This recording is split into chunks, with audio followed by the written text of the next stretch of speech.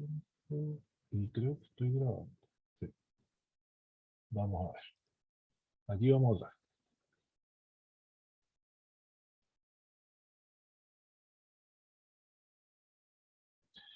De nuevo mi pregunta. ¿Se ve la versión pantalla completa? Sí, profe, se ve bien. ¿Sí? Ya. Sí. ¿Qué tiempo no hago una presentación con Power? Estoy acostumbrado más a los prácticos. Bueno, igual, siempre aviso que yo soy, todos ya me conocen, un poco enredado para explicar, así que cuando encuentren que me estoy perdiendo o no me entiendan, me preguntan para aclarar las cosas. Esto es una presentación del profe Andrés, por eso no ha cambiado el nombre, le hice unas pocas cambios a las láminas nuevas, y es sobre la estimación de escorrentía y caudales máximos en cuencas sin registro fluviométrico. Lo que pasa en la práctica es que ya hemos visto que hay existencia de estaciones meteorológicas, y que si ustedes buscan también, si se habrán dado cuenta, los que buscaron datos en Dirección General de Aguas, cuando trataron de buscar lluvias, también hay registros fluviométricos disponibles. Perdón, las alergias me tienen respirando como Darth Vader. Eh, Hay también registros fluviométricos, pero en la práctica, cuando uno quiere trabajar en cuencas particulares, no sé, la de investigación que tenemos en Valdivia, otras de investigación que tenemos en las cercanías de Nacimiento, otras que tenemos por las cercanías de Angol, a veces no siempre hay disponible información fluviométrica y hay que instalar estaciones para medir caudales, y en otros casos, en algunos estudios, hay que inferir datos a través de otros métodos. Y aquí es donde vamos a ver un poco la metodología que existe para estimación de escorrentías y caudales, en este caso caudales máximos también, para cuencas sin registro fluviométrico. ¿Ya? Entonces se va a hablar un poco en esta clase sobre modelos de tipo empírico, que son básicamente para cálculos de escorrentía anual. Vamos a hablar un poco más de ello. También vamos a hablar de modelos para estimar escorrentías a niveles mensuales, diarios, horarios, que ya son modelos un poco más complejos, por decirlo así. Se denominan algunos de tipo conceptual, base física, parámetros concentrados distribuidos, lo vamos a ver en más detalle. Y lo último que vamos a ver es ciertos modelos de tipo empírico para la estimación de Q máximos, que es distinto, o sea, el Q máximo es el caudal extremo que se produce en un año, por ejemplo, y en el caso de los de acá arriba, son los caudales, el caudal medio que se genera en una cuenca. Creo que aquí vamos a colocar el puntero láser, a ver, ahí se ve mejor. Bueno, primero que nada vamos a hablar de los modelos empíricos, que están básicamente diseñados para escorrentías anuales. Vamos a ver un poco su sustento teórico y la presentación de un modelo. Estos modelos empíricos, que son pensados a nivel anual principalmente, a nivel anual, perdón, sí, eso fue lo que dije. Se basan principalmente en la ecuación de balance hídrico. Si se acuerdan, P es igual a Q más la evapotranspiración, y este componente de acá que es el delta del almacenamiento en el suelo en el tiempo. ¿Ya?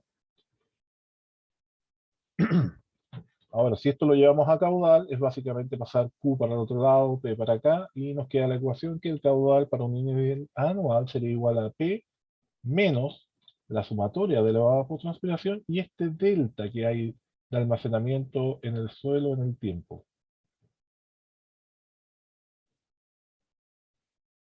En el caso de niveles anuales, lo que acontece es que el almacenamiento, se asume que el almacenamiento final es aproximadamente similar al almacenamiento de inicio, porque todo lo que entra en el año, en teoría, salió durante el periodo de invierno. Por lo tanto, lo que tenemos finalmente es que este delta suelo, o sea, este delta de almacenamiento en el suelo a través del tiempo dentro de un año, este componente de acá, se puede asumir igual a cero. Por lo cual, dentro de un año, el caudal perfectamente puede ser la precipitación menos la evapotranspiración. Claro, en cuencas en que la evapotranspiración sea menor o igual a la evapotranspiración máxima, que es básicamente lo que se da en forma normal. Uno de los modelos que se ocupa para, o sea, hay varios modelos para la estimación de escorrentías a nivel anual.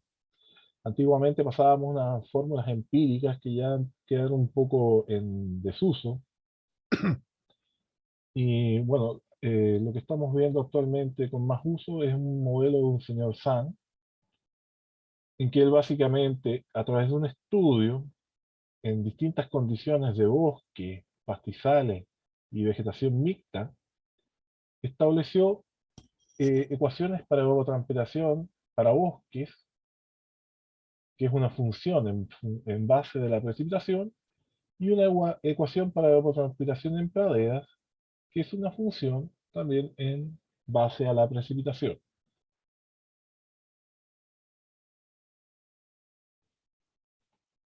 En este caso, como ya habíamos dicho, que el caudal a nivel anual sería igual a la precipitación menos la evapotranspiración, ocupando este modelo del señor Zhang,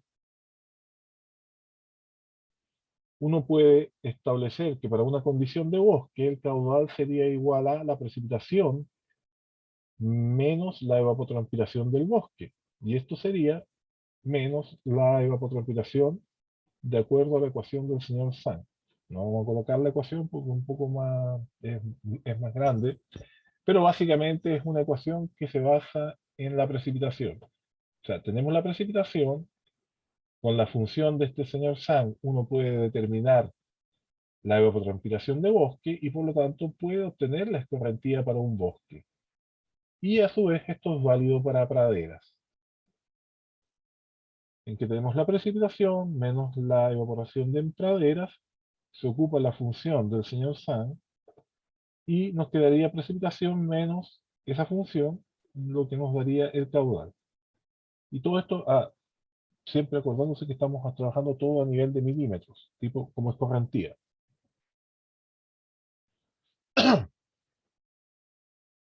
En el caso de una cuenca, por ejemplo, que tuviera un 30% de bosque y un 70% de pradera, si uno utilizara la función de Zhang, el caudal escorrentía para un año sería igual a la precipitación menos el 0,3 de la ecuación de Zhang para bosque más el 0,7 de la precipitación de Zhang para praderas, lo cual nos daría un valor aprox de la escorrentía anual para esta condición. Profesor, ¿Sí? el caso, o sea, se planteó para bosques de latifoliados de coníferas. En este caso, este estudio considera en términos generales distintos bosques, tanto latifoliadas como coníferas. Por eso es muy general, porque está pensado a nivel anual. Ya, Entonces, cuando vemos los triangulitos, esto implica principalmente, claro, tanto bosques de coníferas como latifoliadas, y son en cuencas recopiladas a través de todo el mundo, ¿ya? Para tratar de representar una condición media. Por lo tanto, esta ecuación, por eso se utiliza para hacer datos a niveles anuales, porque no puede hilar más fino, o sea, es una condición muy generalizada. Y a lo sumo tiene también bosques con mixturas, donde tiene el tema de tanto de praderas como pastizales, ¿ya? Entonces lo que estamos planteando aquí es básicamente un uso de esta ecuación como una forma de poder determinar la escorrentía anual en función de poder calcular la evapotranspiración con esta forma, ¿ya? Eh, por eso es algo bien general. ya, muchas gracias. Y bueno, a veces yo me acuerdo en años anteriores, yo no puedo asegurar que salen las pruebas, pero a veces el profe colocaba una condición similar. Si ustedes en base a la función de Zhang tienen una condición de una cuenca, voy a colocar otros valores, no sé, pues, de 40% de bosque y el resto de pradera, ¿cómo ustedes determinarían en función de Zhang cuál es la escorrentía o el caudal anual? Entonces ustedes básicamente plantean la ecuación de este estilo, o sea, en base a la función de Zhang, Teniendo las precipitaciones, determinamos que la precipitación para bosques, para un 40%, como les dije yo, y un 60% de pradera, esta sería la fórmula teórica para poder resolver el problema. ¿Ya? Eso es como un ejemplo general. Pero como les digo, esto es solamente a niveles anuales donde uno tiene una tendencia de lo que puede estar pasando en cuanto a la escorrentía. ¿Ya? Permiso, un cafecito para seguir despertando.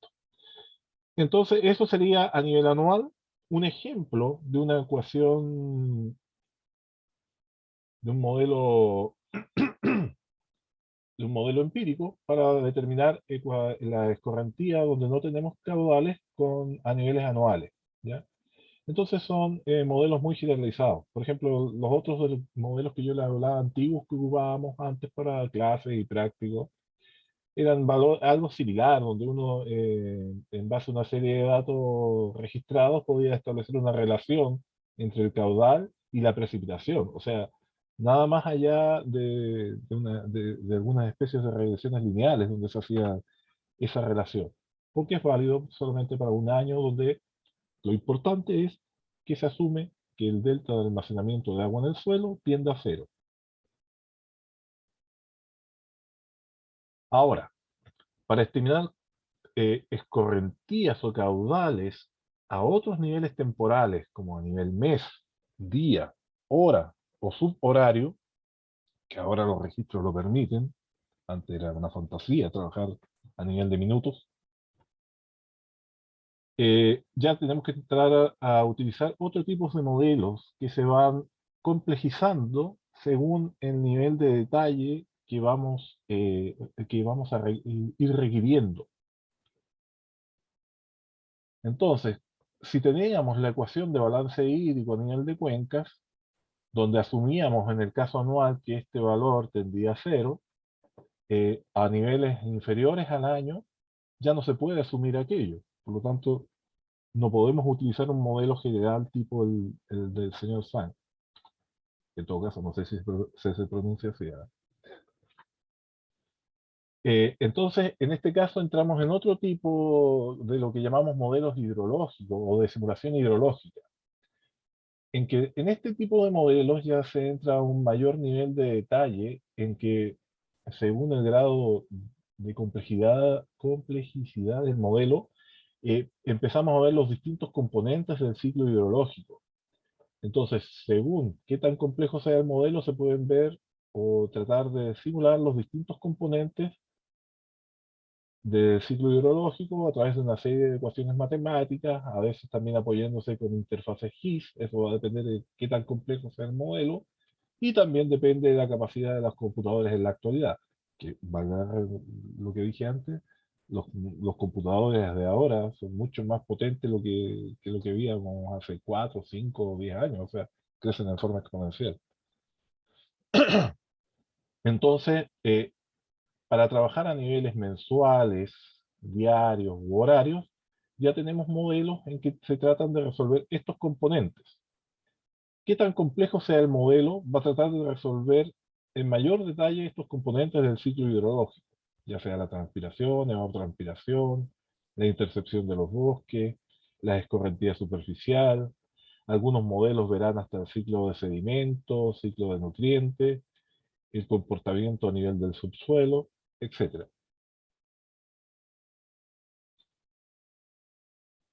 Ahora vamos a hablar un poco de las clasificaciones de los modelos.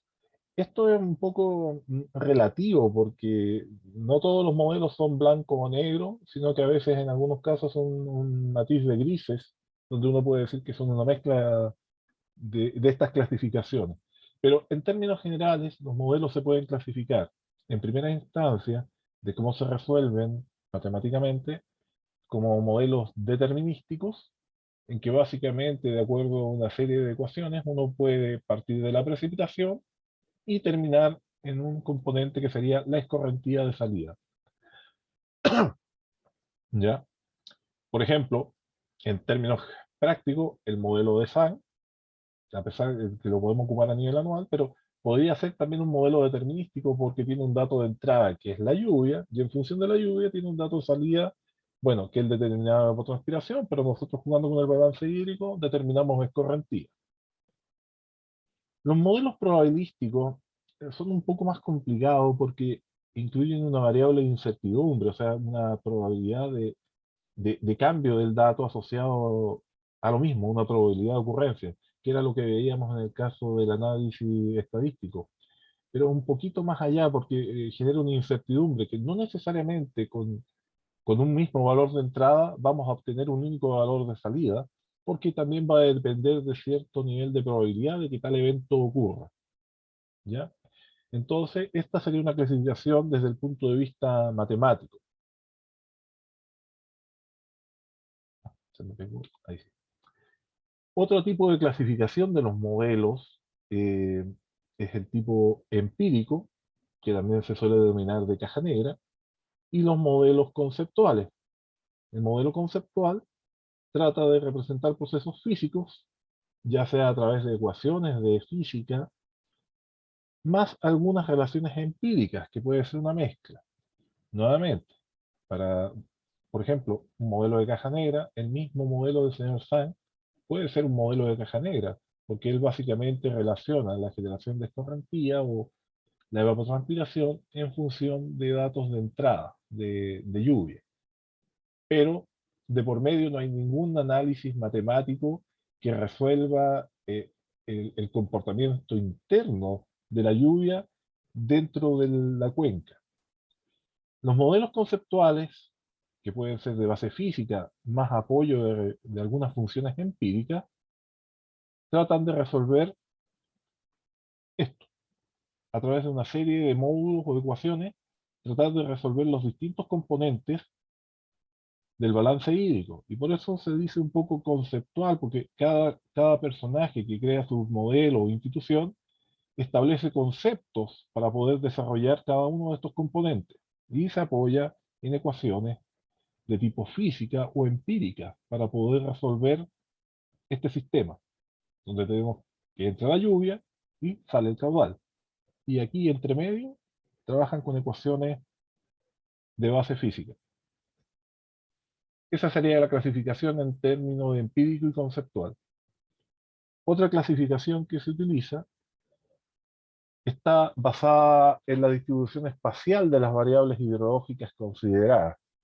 Los modelos más antiguos, también asociados por un tema de la capacidad de los equipos, me refiero a computadores y cosas por el estilo, los primeros modelos principalmente eran concentrados. ¿Qué significa eso?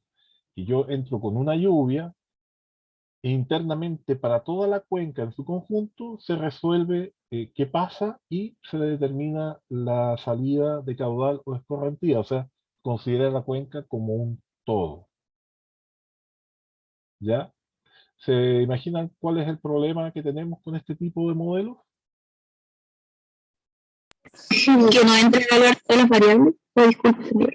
Sí, sí. El problema es que, claro, por ejemplo, no podemos saber si, por ejemplo, si nuestra cuenca es pequeña, ya puede ser que tengamos una cobertura o un uso único, pero si ya la cuenca es más grande, es obvio que posiblemente vamos a tener otros usos de por medio, como lo que veíamos con el caso de Sang. O sea, uno lo puede solucionar con una ecuación de este estilo, donde el modelo concentrado, si tenemos bosque nos da tanto, y si tenemos pradera nos da tanto, esa puede ser una solución eh, eh, de la famosa regla de tres para resolverlo. Pero ese es el problema con los modelos de tipo concentrado, que obtienen un valor único para toda la cuenca. Y obviamente los datos ingresan como un solo valor. Por ejemplo, cuando ocupaba un modelo concentrado, algún coeficiente, yo al final tenía que sacar la media ponderada por superficie, no sé, para los tipos de cobertura. Y tenía que finalmente sacar una media ponderada para un valor único para entrar en un modelo de tipo concentrado. Después tenemos los modelos distribuidos, que ya empiezan a considerar la cuenca en distintos compartimentos. Estos modelos distribuidos en distintos compartimentos pueden ser, lo más típico, una cuadrícula, como los raster en un GIS, donde tenemos los componentes por cuadro o cuadrícula para las distintas partes de la cuenca. Hay otros modelos distribuidos que se les llama, comillas, semidistribuidos, porque a veces trabajan como por subcuenca, y decimos la subcuenca tanto tiene tal cobertura, tal suelo, y la subcuenca 2 tiene esta cobertura y este tipo de suelo, y etcétera. Ahí sí. Volviendo un poco a los modelos de caja negra o determinísticos, ¿a dónde fue que me quedé? Sí, un modelo de caja negra que son de tipo determinístico, que modela sabe lo que hace el modelo, y el modelo no sabe lo que pasa en la cuenca, lo que les contaba recién. ¿Se acuerdan para el tema del práctico de completar datos de una estación de lluvia con datos de otra? Ahí ocupábamos una ecuación lineal, o ocuparon ustedes una ecuación lineal, en que relacionaban una estación con la otra para poder estimar el dato de lluvia faltante. Ya, ahí obtienen una ecuación lineal en que uno sabe que está haciendo esa relación, pero internamente la ecuación no tiene idea por qué da tal valor o tal dato en la pendiente y en la constante para poder estimar el dato de la otra estación. Simplemente a eso es lo que se le llama un modelo de caja negra, o sea, ustedes ingresan el dato y obtienen una ecuación que les entrega el dato faltante. En los modelos de caja negra para completación de datos, o perdón, para estimar datos de correntía y caudales, acá es lo mismo, o sea, son generalmente modelos muy sencillos y generalmente de tipo lineal o multilineal. Puede tener más de una variable. Por ejemplo, un modelo típico de caja negra es este estilo. Bueno, el profe coloca aquí un ejemplo que nosotros ocupamos este modelito para la cuenca, o sea, se creó en la cuenca experimental Los Pinos, que es la que se intenta hacer la visita en octubre y noviembre, la salida, si es que se dan las condiciones, ojalá. Bueno, este es un modelo sencillo donde, por ejemplo, el caudal, por ejemplo, si hablamos a nivel de día, el caudal del día tanto va a ser igual a una constante por un parámetro que multiplica el caudal del día anterior, más otro parámetro que multiplica a la precipitación del día en cuestión, o sea, del día que quiero estimar el caudal o la escorrentía. Entonces, este es un modelo de tipo multivariable, donde estamos relacionando el caudal del momento con el caudal, como dije, ejemplo, a nivel día, del día anterior, con la precipitación del día. Esto puede ser a nivel horario también o a nivel de minutos. Entonces, este es un modelo de caja negra. Cualquier duda me pregunten. Pero esto es muy parecido a la ecuación que ustedes ocupaban para completar los datos de lluvia, no más que aquí se incluye un parámetro más. ¿Y por qué el caudal del día anterior? Porque obviamente el caudal del día anterior nos va diciendo el punto de partida. Y en algún momento el caudal del día anterior es el caudal estimado, si es que siguen el patrón de comportamiento de esto. Esto, y bueno, de partida, esto es una lámina muy antigua, del año 97, se nota que fue hecho con computadores de antaño, pero básicamente este modelo nosotros lo calibramos desde hace muchos años para la cuenca Los Pinos, y aquí tenemos un ejemplo a nivel diario para el periodo mayo-abril del 97, ¿no? Que la lámina sea antigua o sea más nueva, en la práctica el resultado es el mismo. Aquí tenemos un caudal registrado, lo que está en una línea negra continua, y el caudal estimado. Se fijan que en términos generales, a pesar de que hay diferencias en los peaks, tal vez en los tiempos en que se producen los peaks, o que el caudal simulado a veces es como la media del real, en la práctica se comporta bastante similar al caudal real el que se está estimando. Aquí una pregunta. Este tipo de modelos determinísticos de caja negra, ¿ustedes para qué creen que puede ser utilizado? En cierto modo lo he dicho.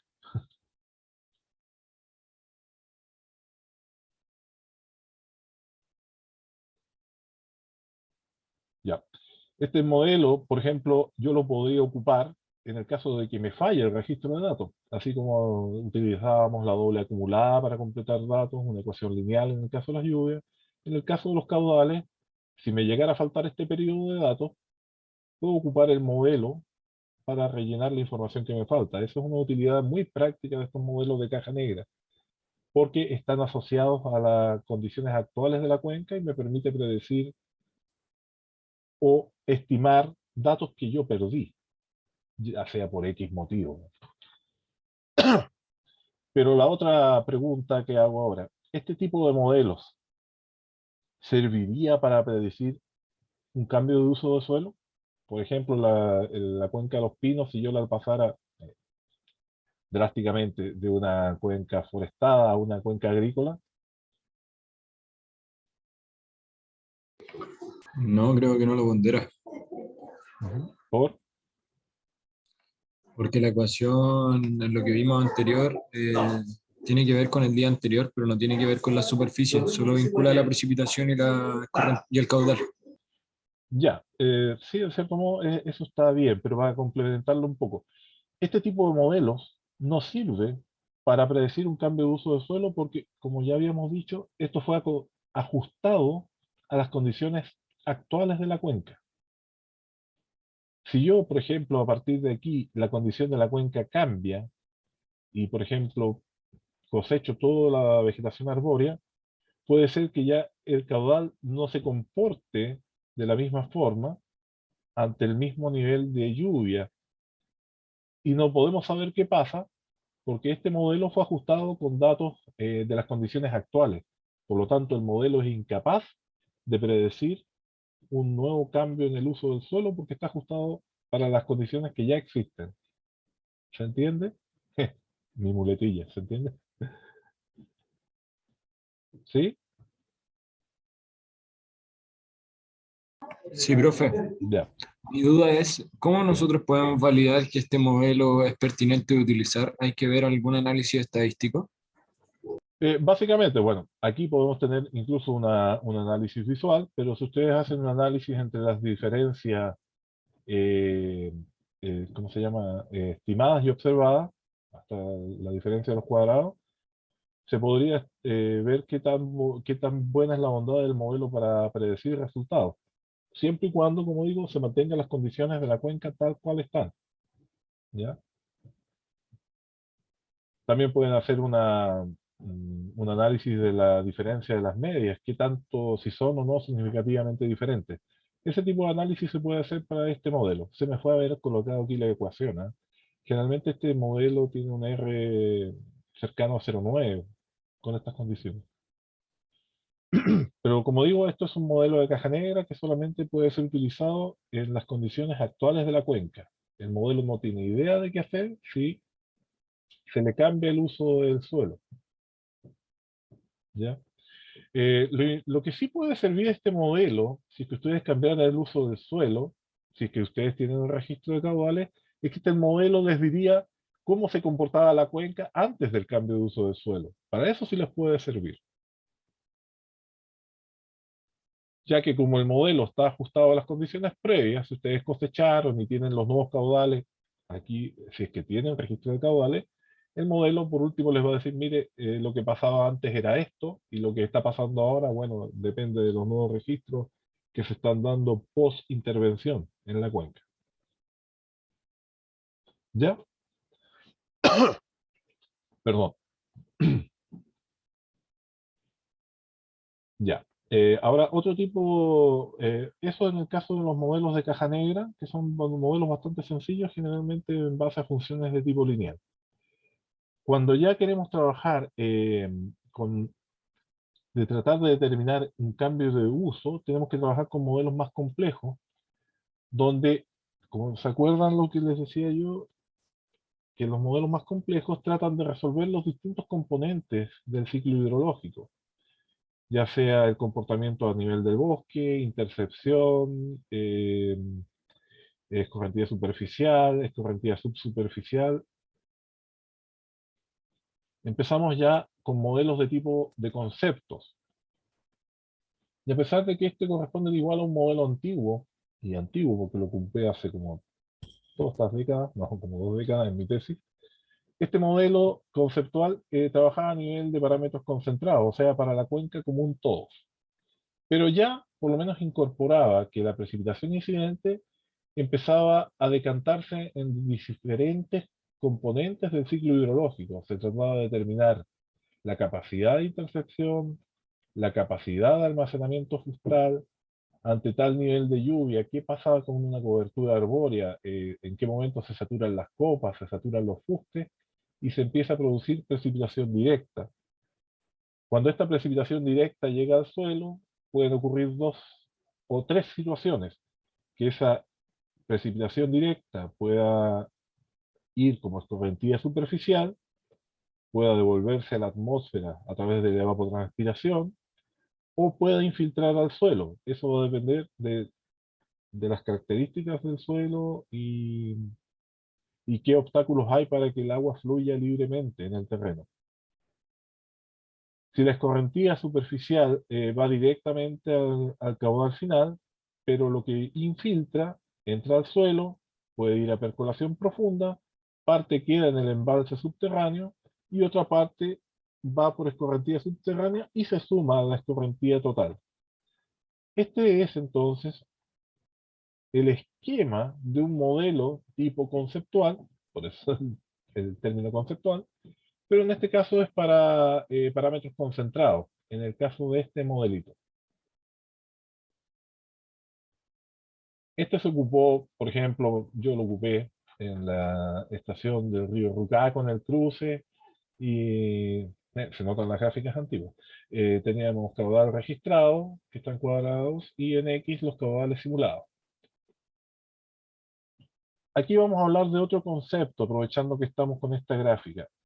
Este tipo de modelos, de tipo conceptual, ya sea de parámetros concentrados, distribuidos o de tipo físico, lo que se suele hacer con los datos es establecer un periodo de calibración para el modelo.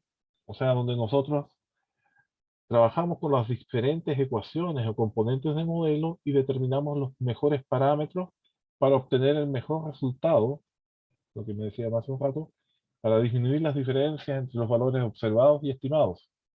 Eso es un periodo de ajuste o de calibración del modelo. Una vez que ajusto el modelo y ajusto sus parámetros, yo puedo validar el modelo con otros datos que no fueron ajustados, y eso se llama validación. Y ahí veo cuál es la bondad del modelo en función de cómo fue el ajuste de los parámetros. Permiso, voy a estornudar.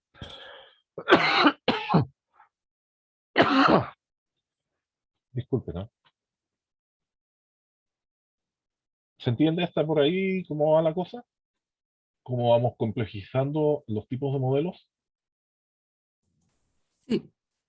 Y es importante este concepto de calibración y validación que se mantienen aquí para todos los modelos en adelante. O sea, todos los modelos pasan por estos procesos para poder usarlos. Porque hay que pescar un periodo de datos para poder validar nuestro modelo y poderlo calibrar.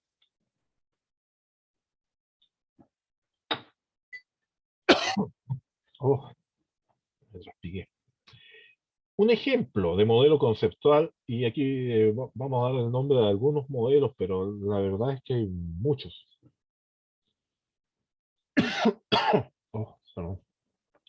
Tenemos el modelo AGNPS, que es un modelo de contaminación de fuentes agrícolas difusas. En la práctica está pensado solamente para actividad agrícola, pero no sé cómo decirlo, mm, por lo cual les quiero hablar de este modelo es que es más o menos antiguo igual, y es la base de muchos modelos de tipo parámetros distribuidos. Aquí ya el AGNPS es un modelo que ya no considera la cuenca como un todo, sino que la separa en una grilla y trata de resolver distintos componentes de este balance hidrológico a través de las distintas celdas en que el modelo subdivide la cuenca. O sea, en que uno le indica al modelo: yo quiero subdividir la cuenca en tamaño de tanto por tanto. No nos vamos a detener en cuáles son los distintos componentes o ecuaciones o funciones que ocupa, pero básicamente el modelo en base a los datos de entrada es capaz de determinar la escorrentía superficial y también el transporte de sedimentos en este caso. Pero lo importante es que este modelo, como les digo, se divide ya en un componente de celdas, en que, nuevamente, todos los modelos hidrológicos, como cualquier modelo, es una simplificación de la realidad. Básicamente la cuenca se subdivide en un set de celdas, se establecen dónde van los cursos de agua a través de las celdas y se trata de resolver los componentes de tipo de suelo, de infiltración, de tipo de cobertura por cada una de las celdas y poder obtener finalmente el valor de salida de la escorrentía. O sea, aquí ya no estamos hablando de un modelo concentrado, sino que ya de un modelo eh, distribuido. Este es el esquema de otro modelo un poco más complejo. También es distribuido, pero también la mayor parte de las ecuaciones que lo componen son de base física. En el caso de GNPS, muchas de las ecuaciones son de tipo determinístico, pero tratan de resolver los distintos componentes del ciclo hidrológico. En el caso de este modelo, que es CHITRAN, Sistema Hidrológico Europeo, y este TRAN es de un módulo de transporte de sedimentos igual, va resolviendo los distintos componentes del balance hídrico, también a nivel de celdas, pero además la mayoría de las ecuaciones componentes son de tipo base física, o sea, que están basados en el comportamiento real, comillas, porque al final son ecuaciones, del comportamiento del agua a través del suelo.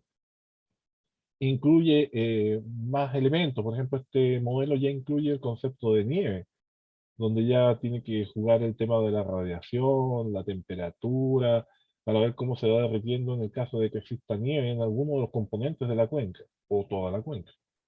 Esa es la ventaja de trabajar a nivel de celdas, que uno podría decir, no sé, si una cuenca precordillerana acá en Chile, uno podría establecer que las celdas de la zona alta tienen ingreso de precipitación tipo nival y que las de abajo tienen ingreso de precipitación tipo pluvial, o sea, agua lluvia. Nuevamente acá están los modelos de intersección del dosel, o sea, que hace la vegetación arbórea o agrícola o lo que sea dentro del terreno para cada celda. Bueno, ahí está el módulo de rendimiento de nieve. Este modelo ya a nivel de subsuelo considera ya el sistema radicular, o sea, densidad de raíces y diámetros medios de las raíces. También ve a nivel de napa, cuál es el comportamiento del agua, bueno, y finalmente determina cuál es la escorrentía de salida. Ahora, este tipo de modelos, bueno, la ventaja es que es muy detallado y a su vez es también su desventaja, porque para alimentar, esto es como un pequeño monstruo, para alimentar este modelo se requiere levantar mucha información. Entonces, todo también depende qué modelo utilizar en función de lo que nosotros queremos, a lo que queremos llegar y del material que tenemos disponible para utilizar tal modelo o no. Profesor, ¿Sí? con respecto al modelo radicular de la ¿Sí? zona radicular, ¿cómo se determinaría el diámetro de cada raíz? O sea, básicamente ahí ya hay que entrar a un tema de, no sé, ir a terreno, hacer calicatas, tomar muestras de suelo en la pared vertical, eh, tomar fotografías, ver cuál es la densidad de raíces, el diámetro. Es un trabajo más de campo para alimentarlo. Ahora, en la realidad, no es que ustedes se imaginan la locura de terminar esto por cada celda, si tienen una cuenca, no sé, de 300 hectáreas y tienen el modelo dividido por hectárea, hay que pensar que en la práctica uno no va a hacer un levantamiento por celda, pero tomar varias muestras y después hacer una especie de interpolación para decir tal zona tiene tal porcentaje, por ejemplo, el tema de las raíces, tal tipo de raíces. Pero este modelo igual ahí tiene sus tablas en que las raíces se define una densidad y esa densidad, como te digo, se puede hacer a través de calicatas donde se muestrea el suelo. Y además ahí se toman muestras de suelo para saber el tema de si es arenoso, arcilloso, franco, el tamaño y los porcentajes de los diámetros de las partículas. O sea, son modelos que son complejos. Se fijan que pasábamos de un modelo de caja negra donde entrábamos el dato de lluvia, determinábamos una relación entre la lluvia y la escorrentía, obteníamos un valor, a un modelo de este estilo en que hay que levantar mucha información. Eso no sé si te responde el tema de la zona radicular, pero hay que hacer calicatas en el caso de este modelo. Yo había escuchado, profesor, que ahora en Europa están ocupando, no sé si era infrarrojo o radio X, que pues, un avión como que tomaba la muestra como de la superficie y después se podía determinar como todo sobre la zona radicular. Pero, Posiblemente, debo decir que no estoy al tanto, pero sí, hay tantos sistemas para poder medir que si puede hacer ¿cómo se llama? Prospección de penetrar el suelo, va a poder saber el nivel, pero debe ser en las capas superficiales. claro, Entonces aquí hay que llegar, porque en el caso del Chitrán, para explayarme un poco, yo no trabajé directamente con él, pero algunos tesistas, algunos estudiantes que hicieron doctorado, esa capa de suelo a su vez se fragmenta en distintas profundidades, o sea, los primeros de 10 en 10 centímetros. Entonces puede ser que, claro, el levantamiento de las capas superficiales lo puedas hacer con algún tipo de prospección, con algún rayo, igual como nos analizan nuestros huesitos y nuestros órganos interiores, pero debe tener un nivel de profundidad al que pueden llegar. Entonces, esto hay que trabajarlo en varias capas dependiendo de la profundidad del suelo, porque también ese dato va a ser variable en la cuenca. No puedes asumir que todo el suelo de la cuenca, por ejemplo, va a tener 3 metros de profundidad. Entonces, eso también es variable. claro. Ujú. Entonces, a eso es lo que voy, que este tipo de modelos de base física de parámetros distribuidos eh, requiere mucha información para trabajar con ellos. Y también las máquinas o los computadores necesitan, bueno, un computador ya como los que hay ahora tipo gamer puede trabajar perfectamente con él. No sé si hay más dudas con este tema no sé, hasta el momento. Profe, yo tengo una curiosidad. Dígame, a ver si la puedo responder. Eh, Como lo que entiendo es que de acuerdo al modelo, mientras más complicado es, necesita más información de diferentes parámetros. Sí, correcto. Cuáles serían los parámetros más comunes o los parámetros básicos, además de la precipitación, para poder generar un modelo que sea lo más real posible? O sea, esa respuesta tiene como infinitas, infinitos componentes, pues nunca me he puesto a pensar en el Chitán de cuántos componentes necesitas realmente. Obviamente, como tú decías, la lluvia, pero también necesita parámetros, como hablábamos, si estamos viendo el módulo de derretimiento de nieve, vas a necesitar los datos de temperatura, y dependiendo del nivel que estés trabajando.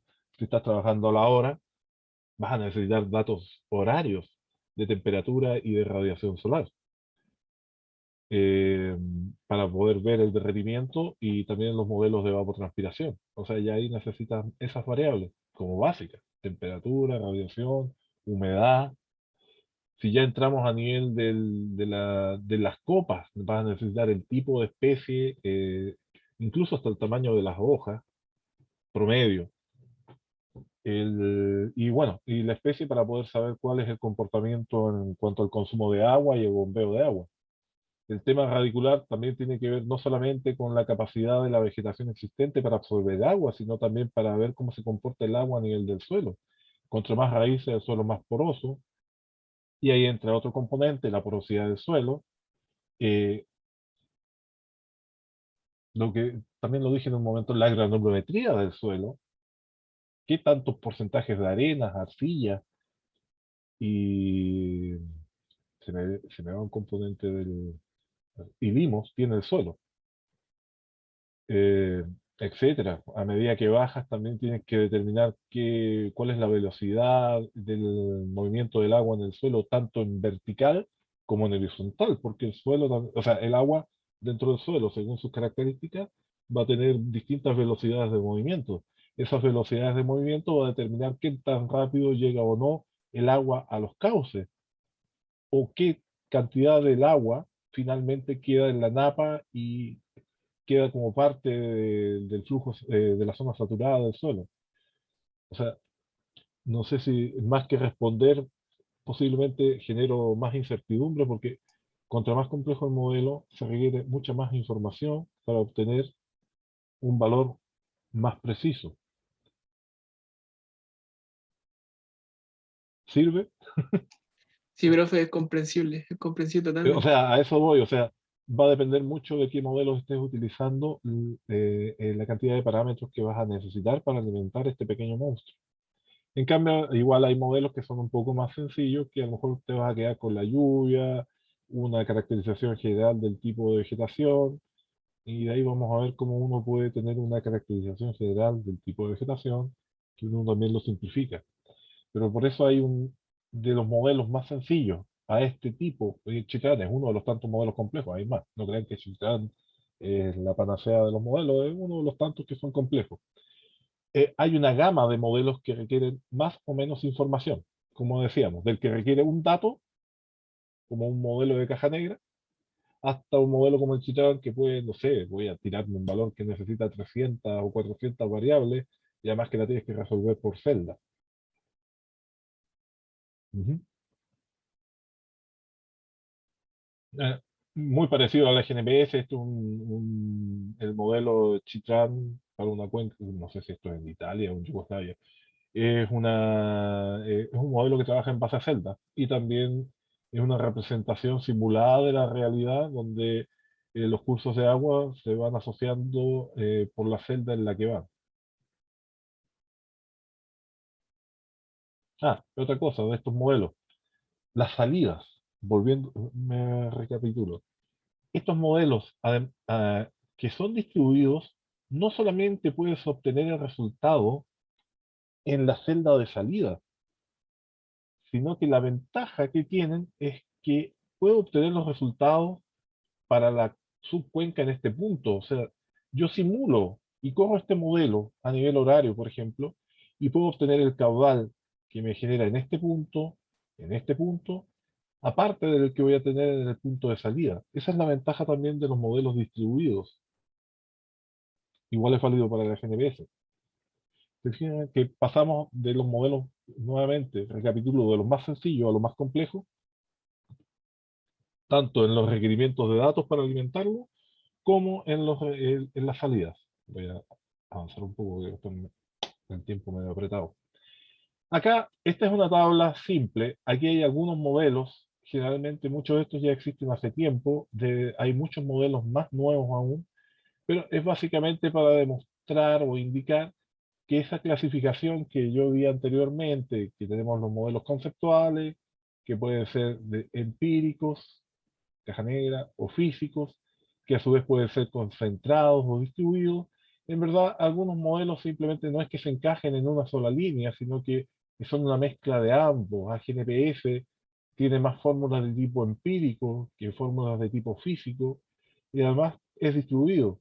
Hay otros modelos como el GEC HMS, que vamos a hablar un poco más el miércoles, porque después el subsiguiente práctico, que creo que es por fines de octubre, vamos a ocupar este modelo del GEC HMS, que es un modelo también con muchas ecuaciones de tipo empírico en su interior, algunas de parámetro físico, que es como bueno, no voy a entrar más en detalles, lo vamos a ver el miércoles igual un poco, y es un modelo semi-distribuido porque no trabaja a nivel de celdas, sino que trabaja a nivel de sus cuencas, como pequeñas cuencas agregadas.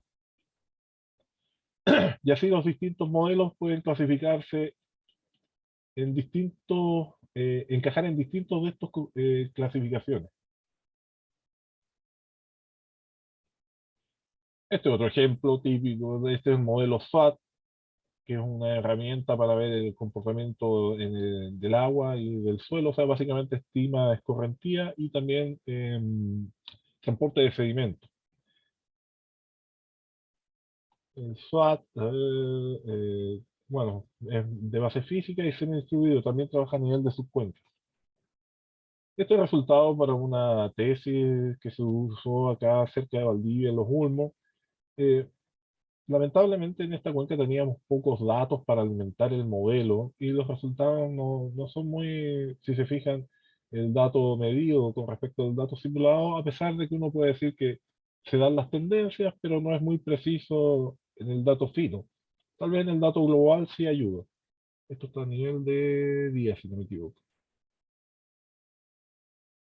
Otro modelo, que aquí, bueno, tendré un poco más de énfasis porque hubo un estudiante de doctorado que hace poco trabajó con él, el modelo TEPI. Una de las importancias, o sea, no sé de una importancia, una de las características también de este modelo es que es de origen español. En la Universidad de...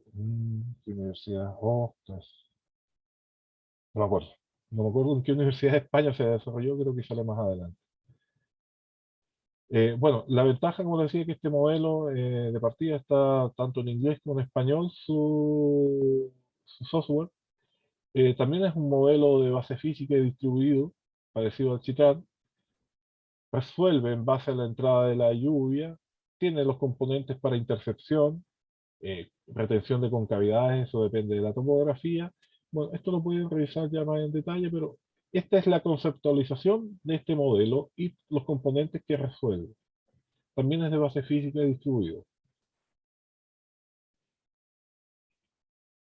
Eh, bueno, para hablar un poco. Estos modelos de base físico y distribuido, estos sí permiten poder establecer o poder predecir un cambio del comportamiento de la cuenca ante un cambio de uso de suelo. Porque si se dan cuenta, como estos modelos ya consideran las coberturas vegetales, si yo hago algún cambio de uso, ya estos modelos pueden empezar a simular el comportamiento o predecir lo que pasaría ante ese cambio de cobertura. Aquí hay un ejemplo muy sencillo, donde esta cuenca está dividida en tres subcuencas, por decirlo, la salida, que es la parte C, la subcuenca A, subcuenca B, se corta la cuenca B, qué es lo que se espera que pase con las escorrentías. La cuenca A, como no se ha intervenido, mantendría su comportamiento, pero la cuenca B, una vez que se cosecha, se espera que reaccione.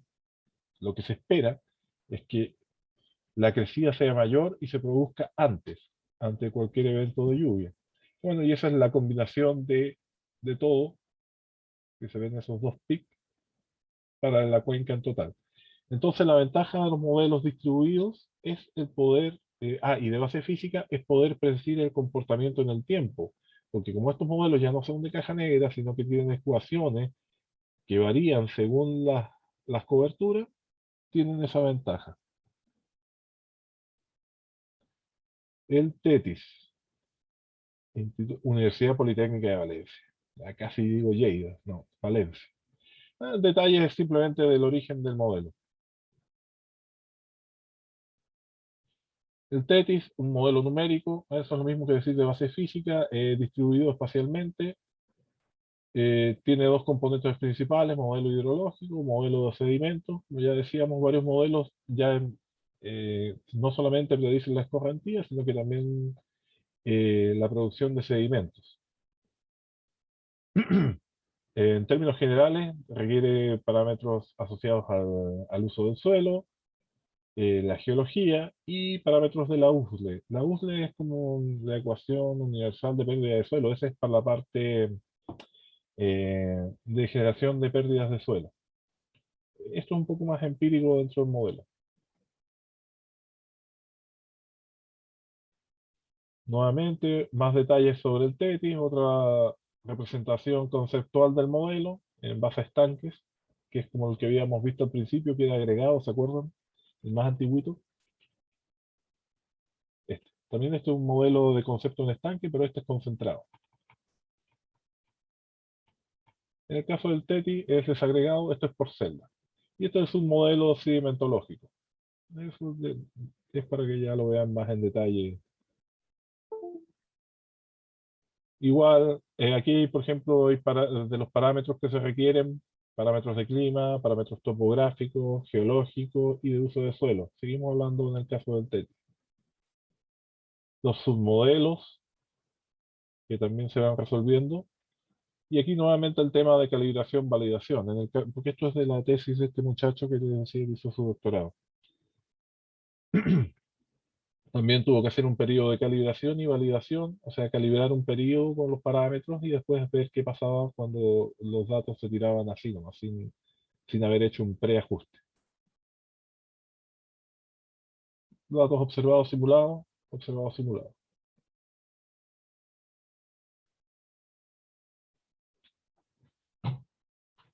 ¿Dudas hasta este momento?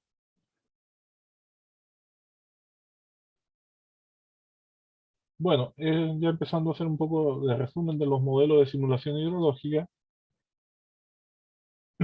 Básicamente uno trata de hacer, en base a la información de que dispone, hacer el mejor uso posible.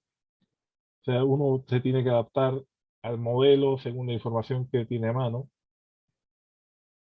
Por ejemplo, podemos trabajar con series limitadas de datos, de precipitación y escorrentía para poder validar y calibrar el modelo.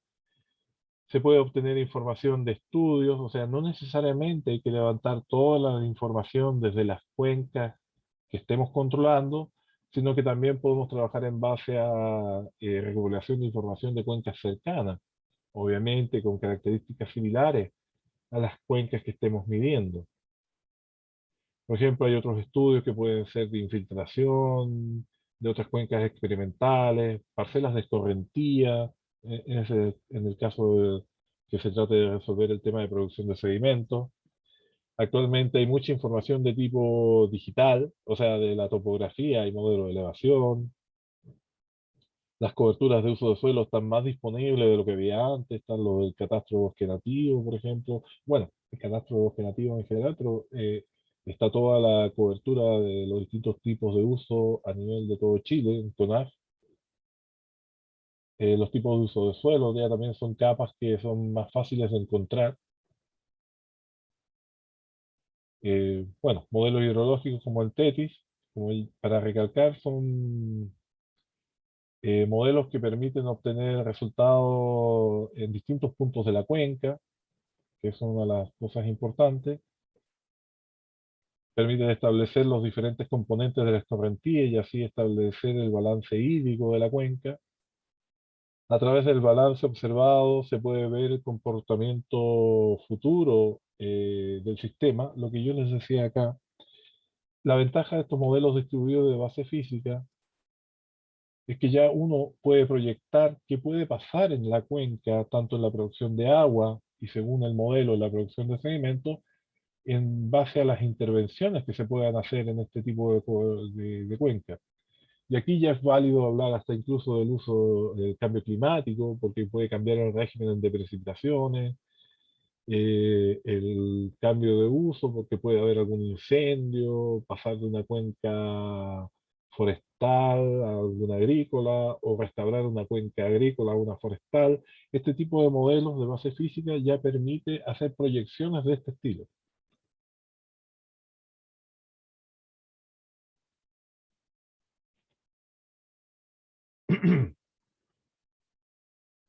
Bueno, para rematar, permite estimar los recursos hídricos de forma factible y eficiente. O sea, es como la herramienta que nos va a permitir trabajar para poder proyectar lo que pueda acaecer en nuestra cuenca, en lo que estemos estudiando.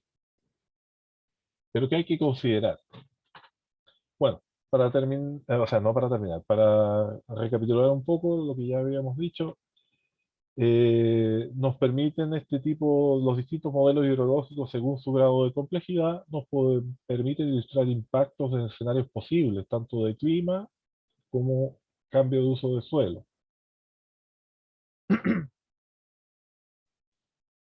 Comparación de resultados suministra una base para la acción de los usos de suelo que se dan. Claro, si uno empieza a proyectar los comportamientos de la cuenca, uno puede decir si es viable o no realizar tal actividad en la cuenca, porque uno puede decir, mire, si cambiamos a tal uso, la cuenca se puede desestabilizar en tal nivel que a lo mejor no es factible realizar tal actividad, como ejemplo. Ahora, lo que hay que tener en cuenta que estos resultados, al fin y al cabo, son simulaciones de la realidad. Por lo tanto, uno lo tiene que tomar como una herramienta de apoyo para ver, para poder, eh, ¿cómo decirlo? Como profesional, el modelo es una herramienta de apoyo. Y así tienen que considerarlo. No es que el modelo les diga la verdad de lo que va a pasar, sino que ustedes finalmente son los profesionales que tienen que determinar si les son útiles o no los resultados de los modelos y les permiten simplemente ser utilizados como herramientas de apoyo para aconsejar a las distintas entidades que vayan a requerir sus servicios. Pero ojo, entonces, el modelo no es la herramienta final, sino que es el usuario, ustedes los que determinan cómo van a trabajar con los datos que le entrega un modelo de simulación hidrológica. Y al fin y al cabo lo que tienen es una banda de resultados estimados. Y obviamente todo depende de la calidad de datos con lo que alimentamos el modelo. O sea, hay una serie de consideraciones que hay que ver acá. Obviamente, si ustedes tienen un modelo muy complejo, como lo les mostraba yo, el Citran y el TETIS, pero tenemos muy poca información, el modelo en sí, claro, nos va a entregar datos, pero posiblemente hay que tomarlos con altura de mira. O sea, ahí es donde ya entra el profesional a ver si sirve o no la información que les está entregando y cómo la van a utilizar para guiarse.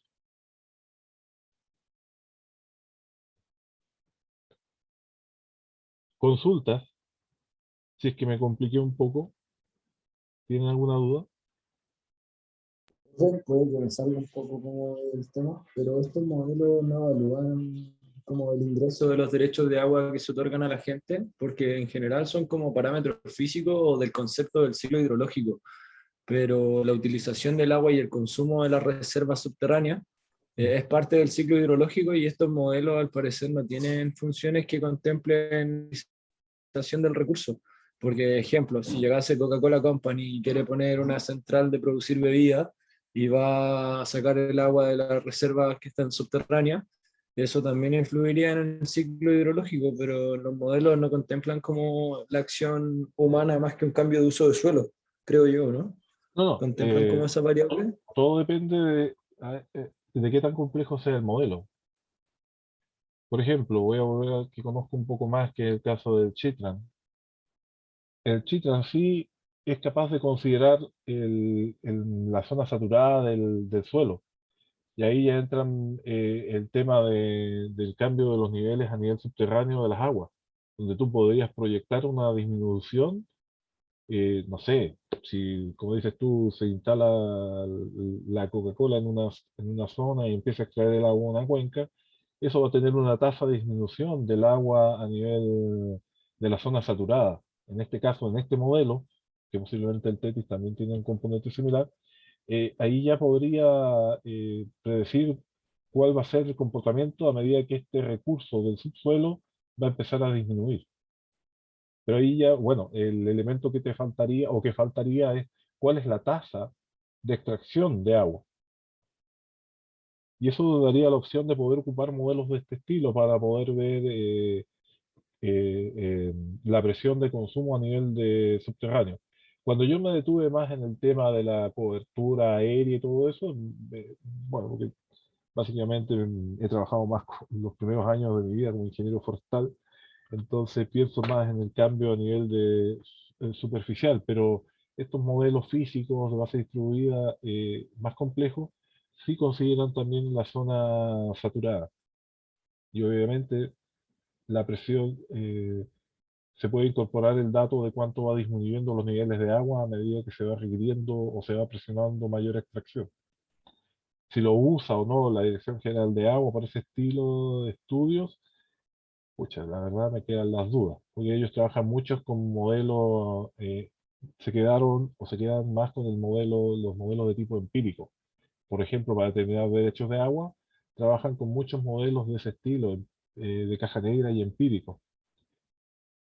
Pero no me la juego porque habría que ver cómo trabajan actualmente. Qué tiempo que no me contacto con la DGA. Ya, profe, gracias. ¿Sí?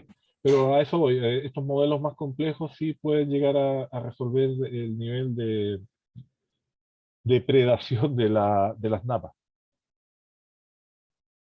El problema que digo es los componentes, para alimentar estos modelos a veces se hace difícil levantar toda la información necesaria. Vale, ya no sé a ver dónde fue que me quedé. Bueno, eso. Para resumir un poco, tenemos distintos tipos de modelos de caja negra, modelos conceptuales físicos, y que se pueden también ver a nivel de distribuidos o concentrados. Estos modelos son herramientas que nos permiten tener una idea de lo que puede pasar, pero hay que tomarlos como eso, son estimaciones de lo que puede pasar. Y ahí ya entra también ya un poco la experiencia de cómo utilizar los resultados que obtenemos de estos modelos. El otro punto que vamos a ver son modelos empíricos para estimar caudales máximos. En el caso de los caudales máximos, tenemos el concepto, el caudal máximo, hidrograma de crecida, es generado por una tormenta. O sea, cuando hablamos de caudal máximo, hablamos del caudal que es generado por un evento lluvioso en particular. No es el caudal medio que se produce, no sé, como el promedio a nivel diario, el promedio a nivel mensual. Esto es lo que puede pasar, por ejemplo, en una tormenta que dura 3, 4 días y tenemos una gran crecida violenta. Entonces, cuando hablamos de caudales máximos nos referimos a eso. Que está asociado a un hidrograma de crecida y es generado por una tormenta en particular. Aquí entra otro concepto que es la precipitación efectiva. De todo lo que llueve en una tormenta X, parte de ello va a ir a la escorrentía directa. O sea que va a llegar directamente a los cauces generando la crecida máxima. Aquí dice ver esquema de pizarra, pero bueno, tenemos un dibujito. Si acá tenemos la lluvia en el tiempo y acá abajo el caudal en el tiempo, de esto que llueve, parte de ello se transforma en la precipitación neta o efectiva, que es lo que genera la escorrentía directa o superficial. La otra parte de la precipitación es lo que se va a ir por infiltración e intercepción, o sea, lo que se va a perder, comillas, perder, porque lo que infiltra llega al subsuelo. Pero en el tema de caudales máximos, lo que llega al subsuelo no aporta al Q máximo, sino que más que nada al caudal base, como se ve acá. La precipitación efectiva va a ser el gran aporte para la escorrentía directa y lo que infiltra va a ser el aporte para el caudal base. Por lo tanto, cuando vemos un estudio de caudales máximos, básicamente lo que se trata de determinar es qué parte de la lluvia es lo que se va a transformar en precipitación efectiva, que es lo que va a generar la crecida en la cuenca. Bueno, la estimación de caudales máximos en cuenca, lo que habíamos dicho, o sea, parte del agua que entra a la cuenca se va a manifestar en caudal. Lo que entra está dado por la intensidad de la precipitación, que se puede expresar en milímetros por hora, y que lo podemos cambiar a las unidades y verlos en metros por segundo. Esto multiplicado por la superficie total de la cuenca. Y si la superficie total de la cuenca la consideramos en metros cuadrados, lo que obtenemos finalmente es el caudal que está en una unidad de volumen por tiempo, los metros cúbicos por segundo. Lo que sale está considerado por estos conceptos, por el coeficiente de escorrentía, que es adimensional, la intensidad de la lluvia por la superficie.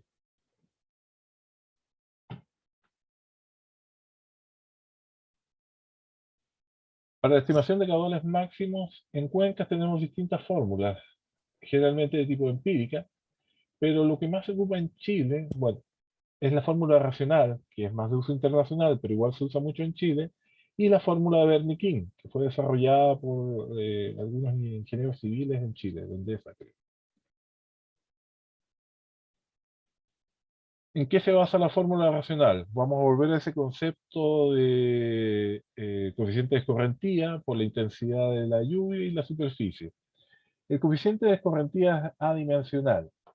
Es básicamente un factor que dice cuánto de lo que llovió se va a transformar en escorrentía directa, asociado a la intensidad de la lluvia para una duración igual al tiempo de concentración de la cuenca. Tiempo de concentración son las fórmulas que vieron con Alberto cuando sacaron los parámetros de una cuenca en el práctico de divisoria. Para un periodo de retorno T determinado y la superficie de la cuenca. ¿Se acuerdan los periodos de retorno? El caudal máximo puede estar asociado a un periodo de retorno tanto, como hablábamos de 1 año, 2 años, que son caudales bajos, o 20, 50, 100 o 200 años, que son caudales máximos, o sea, periodo de retorno alto. En resumen, la ecuación o la fórmula racional dice que el caudal máximo está dado por C, que es el coeficiente de escorrentía, que es adimensional, por I, que es la intensidad de la lluvia en milímetros por hora, para un tiempo igual al tiempo de concentración, por la superficie partido por 3,6. Esto sí, el caudal máximo está en metros cúbicos por segundo, si la superficie está en kilómetros cuadrados, y la intensidad está en milímetros por hora. El 3,6 sale de los segundos que corresponden a una hora, eliminando ahí algunos de los factores. A ver.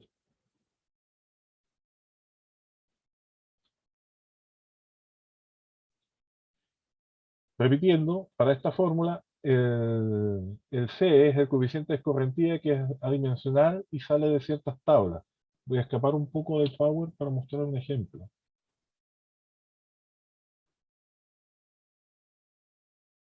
¿Se ve esta tablita?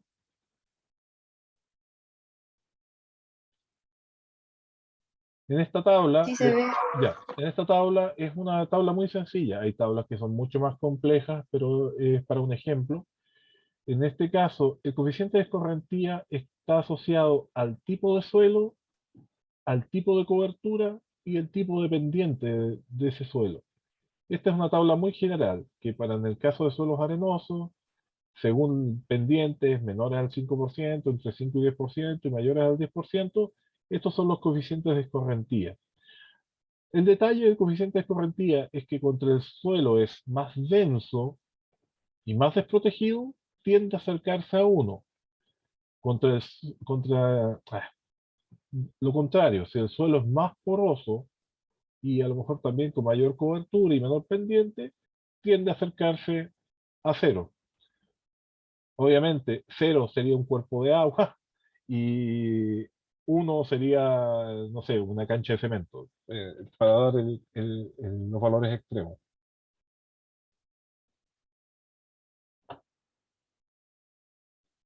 Bueno, ese es el coeficiente de escorrentía que sale de esas tablas. La intensidad de la lluvia se ve para una lluvia con un tiempo de concentración, una lluvia de una duración igual al tiempo de concentración para un periodo de retorno T.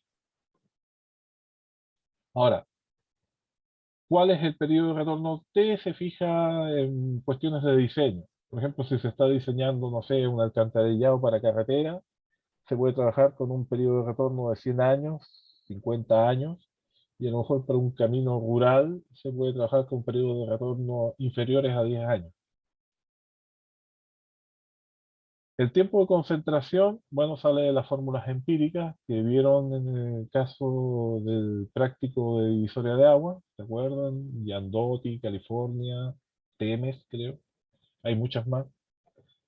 Y la intensidad de la lluvia, bueno, se determina a partir de la precipitación máxima en 24 horas. Ese dato generalmente está disponible en las distintas estaciones meteorológicas de la Dirección Meteorológica de Chile o de la DGA, pero básicamente es el día que más llovió en el año. Y ahí uno puede tener un listado de muchos años, como en el caso de práctico de frecuencia, y podemos determinar la precipitación máxima en 24 horas, por ejemplo, con la función de Gumbel, si se acuerdan, para un periodo de retorno, por ejemplo, de 100 años. ¿Ya? Y ahí nos va a dar una pp máxima en 24 horas para un periodo de retorno tanto, pero tenemos que llevarlo al tiempo de concentración de la cuenca. Y eso se suele hacer con esta función que se conoce de Grunsky, Bueno, ahí se repite un poco, o sea, ajustar los valores de P24 horas con Gumbel, se obtiene el P24 horas para Gumbel, no sé, periodo de retorno de 100 años. Ese dato ingresa en esta fórmula, y 24 sería el que sale de acá, pero dividido por 24. Y de ahí el resto de la ecuación es 24 partido por T, que es el tiempo de concentración, elevado a 0,5. Y con eso se tienen los distintos componentes para la fórmula racional. Por último, tenemos la fórmula de Wernicke, que es un poco más simple. O sea, esto es básicamente una típica fórmula de caja negra, pero para caudales máximos, en que tienen este factor por la precipitación. Igual, la precipitación es para un periodo de PP máxima en 24 horas, para un periodo de retorno que uno escoja.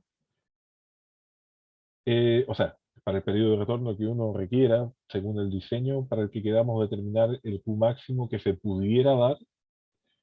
Y uno puede meter aquí su dato de precipitación máxima para un periodo de retorno dado, y esta es la superficie de la cuenca. Entonces así se determina el caudal máximo por Wernicke. Más que las fórmulas en sí, aquí lo importante es, por ejemplo, ¿para qué queremos saber los Q máximos?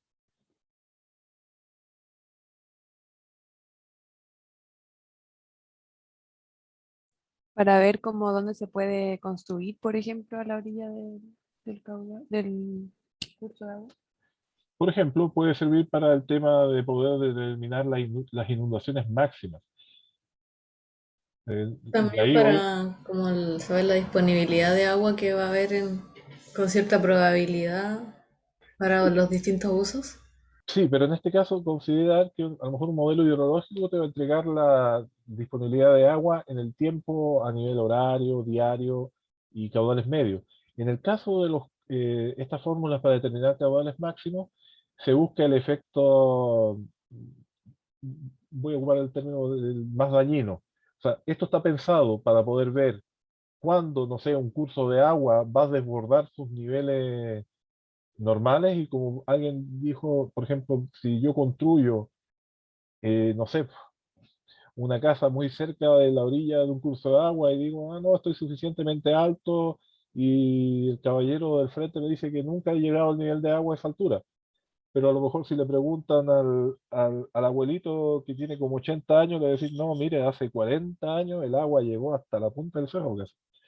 Entonces, lo que buscan estas fórmulas para caudales máximos es poder determinar eventos con periodos de retorno de larga data, donde uno puede decir, mire, aquí no es conveniente construir porque, no sé, con un periodo de retorno de 50 años, esta zona va a ser inundable. Por lo tanto, más que para una construcción, puede ser apto para tener, no sé, un huerto o tener ganado, ¿no?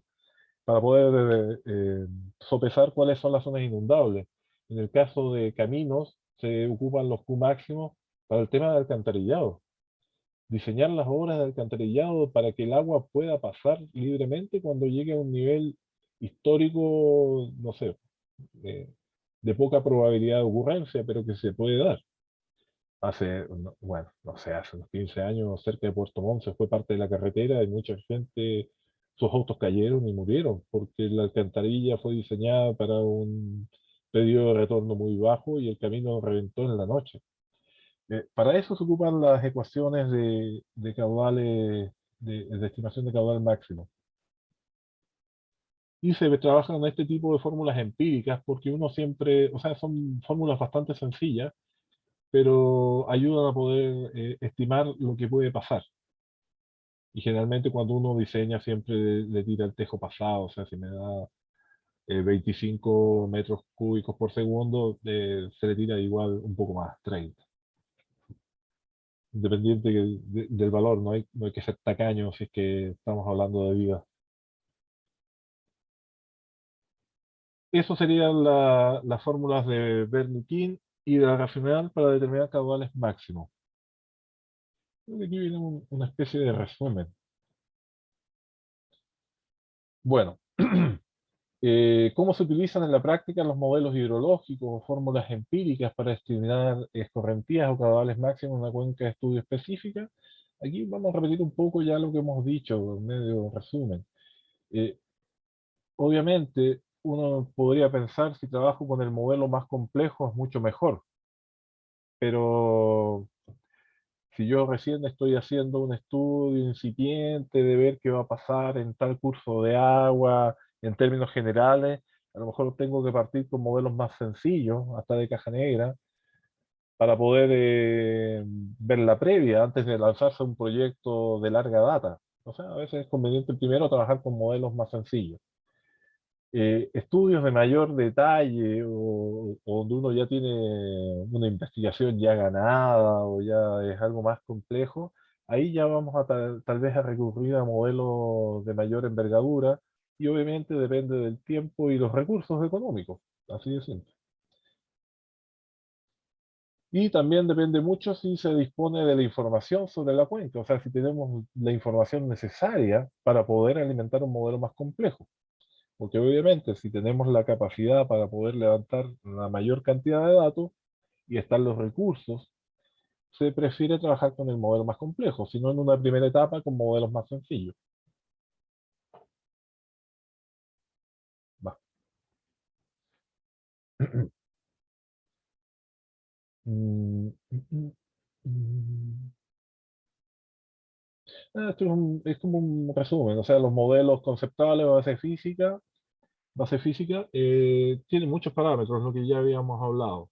Y que a veces no es necesario tener toda la información de la cuenca, sino que como buen profesional hay que saber apoyarse e investigar o leer sobre estudios cercanos, similares, o algo que nos pueda ayudar a alimentar estos modelos, o sea, buscar estudios de suelo, buscar estudios de intercepción.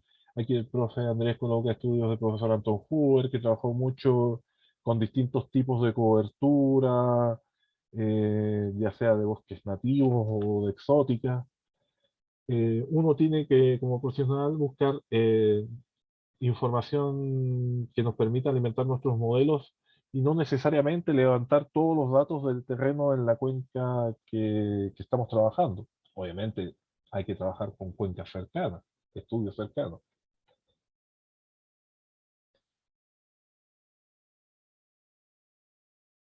Ahí abajo se repite un poco. Con información de diversas fuentes se puede generar una adecuada comprensión de las características generales de la topografía. O sea, en verdad ahora hay tanta información disponible, ya sea datos meteorológicos, ustedes ya vieron, se puede bajar datos de Dirección General de Agua, de la DNC, de línea, está en CONAF disponible todos los usos de suelo a nivel de todo el país, el CIREN, los suelos, geología.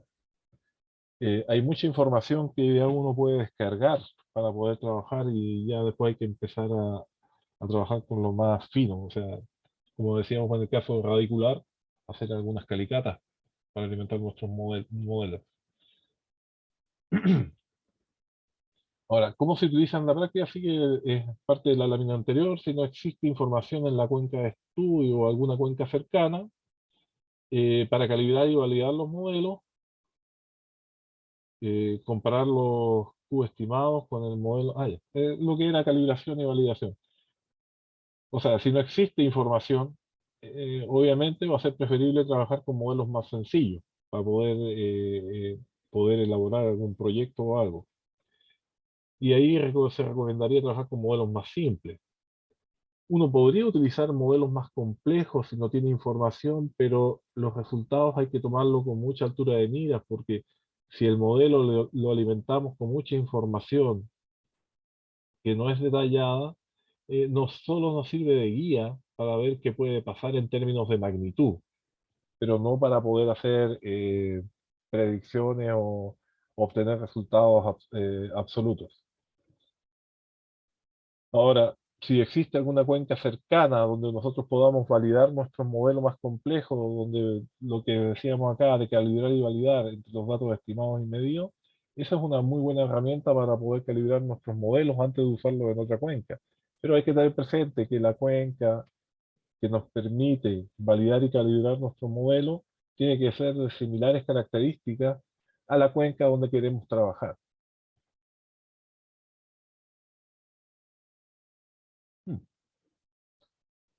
Eh, Eso sería, o sea, no sé si tienen dudas porque estamos en la hora.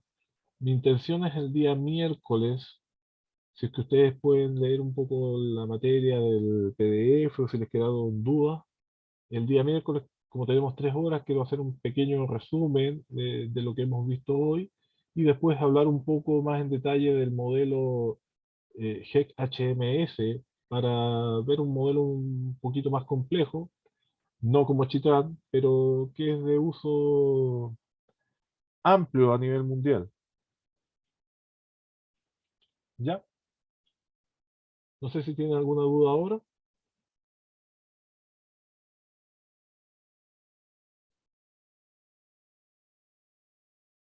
Ya. Eso sería, nos estamos viendo el día miércoles. Chao. Vale, profe, cuídese. Igual, Esté bien, profe. igual, que estén bien. Chao, profe. Ya, ahora hay que guardar esto. Gracias, profe, chao. Ok, chao, chao. Profe, ¿Sí? que estuve leyendo mientras terminaba la clase que muchos de estos estudios hidrológicos nacieron a raíz de las empresas hidroeléctricas que necesitaban estimar los caudales para establecer sus centrales hidroeléctricas para la generación de energía, como es el caso del modelo de los ingenieros civiles de Endesa. Ujú. Ellos plantearon el modelo para calcular el caudal máximo y estimar la potencia que se generaba en sus instalaciones. Entonces, estos modelos, ¿cuál fue el primer fundamento? ¿Cómo analizar las cuencas o todo partió desde algún como interés más económico, como de producción de energía o utilización del recurso acuífero, más que de analizar una cuenca en sus correntías o caudales? Bueno, yo creo, históricamente hablando, sí, en Chile los primeros desarrollos de modelos de distinto tipo, obviamente por el caso de Berniquín, ellos sí eran ingenieros de Endesa. Y sí, obviamente, como cualquier proyecto, todo tiene fines o intereses económicos, los estudios iniciales. Entonces, claro, la mayoría de los primeros modelos que se ocuparon en Chile partieron de las empresas hidroeléctricas en su momento, ya sea los más complejos en sus años y los más simples, porque hay que decir que todo esto requiere fondos. Y obviamente lo que ellos buscaban es poder determinar los caudales que podían llegar a, eh, ¿cómo decirlo?, sus caudales de diseño para poder establecer las distintas presas o plantas o lo que sea para generar electricidad. Y obviamente requerían información. Claro, había modelos externos y todo, pero estamos hablando de hace, no sé, 30, 40 años atrás, donde posiblemente la tecnología de modelos no estaba tan avanzada como ahora. Entonces, claro, los primeros modelos, para ser un poco redundante en Chile, sí, es verdad, nacieron desde las empresas hidroeléctricas, las cuales a veces sí tenían mucha información también que no entregaban al público. No es como ahora que hay ya más información por parte de DGA, de NF, pero sí, nacieron desde ese punto de vista más comercial y económico, pero que en la práctica ha sido útil para otros Sirve. tipos de estudios. Y bueno, Eso más estuve leyendo. apoyado con estudios externos y nuevos modelos que también han sido creados en universidades ya con fines más eh, científicos para conocer el comportamiento de las cuencas y ver lo que está pasando ahora, que es el cambio climático, el gran problema. ¿Y cuál de los modelos es el más actual? Eso no lo noté. ¿Cuál es como el último que ha salido o el que tiene La última mayor chupada del peso mate. o tecnología actualmente? No, eso es casi Algo imposible, así. es muy difícil de responder. Yo te Porque diría, estos igual son antiguos. o sea, son antiguos pero vigentes. O sea, por ejemplo, Chitran, Tetis, no, Sí, Tetis, sí, son están modelos, validados. son modelos que ya están validados, probados y siguen siendo utilizados. El Chitran se utiliza básicamente en todo el norte de Europa. eh, En verdad cada país trabaja, o cada comunidad de país trabaja con los modelos desarrollados en su zona. Entonces yo no te puedo decir cuál es el más actual, porque siempre se están renovando. O sea, aquí se mostraron láminas, claro, que se ven como antiguas, pero básicamente esos modelos siguen vigentes, como el Chillán, como el Tetis. Hay otros modelos, esos son modelos, eso me olvidé decirlo, son modelos libres, que no son de pago. Pero también hay modelos que son de pago y que cuestan, no sé, de $10.000 hacia arriba, como modelos tipo que se llaman Mike, por ejemplo, que es un modelo que se ocupa en Europa, que está basado en Chillán, pero ese, por ejemplo, es un modelo de paga. Y sí, o sea, están a la vanguardia y tienen sus propios científicos, pero eso ya tiene fines comerciales para grandes proyectos y grandes empresas. Pero los modelos tipo Chitran, Tetis, HEC, los distintos modelos del HEC son de uso válido, vigente y se utilizan. En el caso del HEC HMS, es el que se ocupa mucho en Estados Unidos. O sea, Estados Unidos, esos son modelos del cuerpo de ingenieros de Estados Unidos, que son todos los que diseñan las obras del país.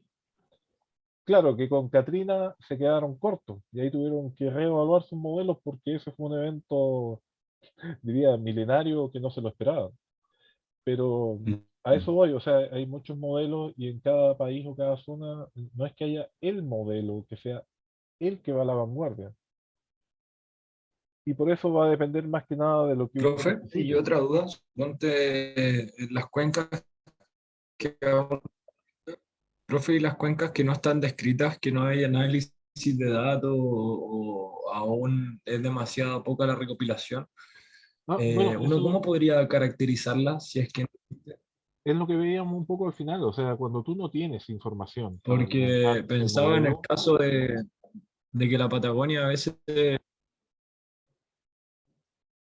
¿Aló? Sí, se me había quedado pegado el internet, no me había Ya. dado cuenta. Sí, hay pocos datos, dices tú. Sí, le decía que al final, ¿cómo uno podría caracterizar o tratar de usar todos estos modelos cuando no existen datos previos? Porque al final uno estima en base a ciertos datos. Y si tuviéramos cuencas homólogas o lo más similares, también ahí nosotros estaríamos apelando a ciertos sesgos y creer en que el modelo podría ser mejor o peor y evaluarlo con los distintos modelos para poder describir la cuenca. Pero ¿y si no existen datos? Eh, ¿Cómo sería la demostración de poder calcular el caudal o la escorrentía? Lo que pasa, bueno, es que es un poco lo que hablábamos, o sea, al final los modelos no tienen la verdad absoluta. Y obviamente si tú estás en una zona que tienes poco material para levantar o poco material disponible, primero lo que hay que trabajar son con los modelos más sencillos. Al final lo que buscas son órdenes de magnitud. Y todo va a depender de qué es lo que buscas. Si, obviamente, volviendo con el tema de la hidroeléctrica, seguro que una hidroeléctrica va a levantar todos los recursos necesarios para poder llegar a obtener un buen modelo y poder determinar los caudales que ellos requieren. Pero al fin y al cabo, estos modelos son guías. Por eso es lo que yo decía, son guías para poder estimar lo que está pasando, ¿no? En la práctica va a depender de los recursos a los que puedas llegar a Adquirir. tener disponibles. Eso te digo, o ¿Ya hay sea, fondos concursables? sí, siempre están los proyectos fondos y todo eso. Si tú postulas un proyecto, a lo mejor que es único para una zona y es de relevancia social, cultural, de riesgo, puedes llegar a obtener fondos para hacer estudios más detallados. Pero, por Yo, ejemplo, para poder llegar a eso, tú tendrías que a lo mejor desarrollar tu proyecto y partir con algún modelo sencillo. Mira, en base a un modelo, no sé, como el HMS, ya se puede generalizar algunos elementos. o Chan. Lo que, claro, no, eso ya es demasiado general porque es a nivel anual, pero ya Sí. algo más a nivel mensual. Esto es lo que se tiene, pero como esta zona, tú decir, mire, es de alto riesgo, a lo mejor sí se requiere hacer una inversión y una investigación más a fondo, porque estos valores, no sé, son muy generales. O sea, no sé, por ejemplo, si justo voy a inventar un modelo cerca de una ciudad que puede estar en riesgo de que para alguna crecida de un periodo de retorno de 200 años pudiera llegar un aluvión, por ejemplo, a lo mejor sí se requiere invertir para levantar un modelo hidrológico y hidráulico, que lo vamos a ver en una subsiguiente clase, con mayor inversión, pero tu propuesta de proyecto va a tener que partir con un modelo más sencillo, que puedas alimentar con la poca información que hay.